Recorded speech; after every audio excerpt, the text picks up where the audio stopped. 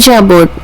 ఈ బోర్డ్తో గేమ్ ఆడేటప్పుడు, క్లోజ్ చేసేటప్పుడు పర్టికులర్గా ఈ వర్డ్ చెప్పాలి, లేకపోతే చాలా ప్రమాదం అని వింటూనే ఉంటాం కదా.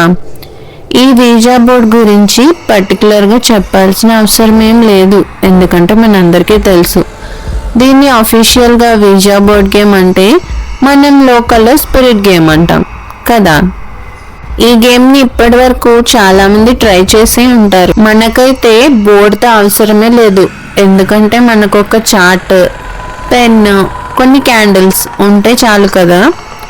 ఈ గేమ్ని చాలామంది ట్రై చేసి ఉంటారు.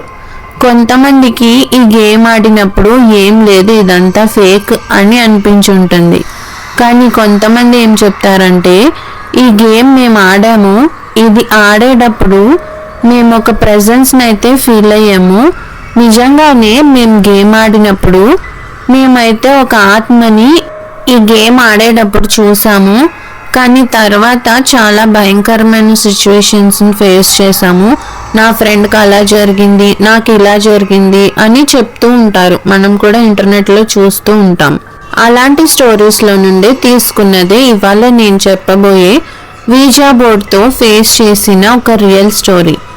4 ఫ్రెండ్స్ ఈ గేమ్ ఆడి లాస్ట్కి వాళ్ళ గేమ్ని రూల్స్ ప్రకారమే క్లోజ్ చేశారా, లేకపోతే అలా క్లోజ్ చేయలేక వాళ్ళు ఈ రోజుకి అందులో ఉన్న నెగిటివ్ ఎనర్జీని వాళ్ళ లైఫ్స్లో ఫీల్ అవుతున్నారా అనేది ఈ వీడియోలో చూసేద్దాం. నెక్స్ట్ టైం ఏంటో తెలుసుకోవాలని ఉందా? అయితే కింద లింక్ ఉంది, క్లిక్ చేసి చూసేయండి.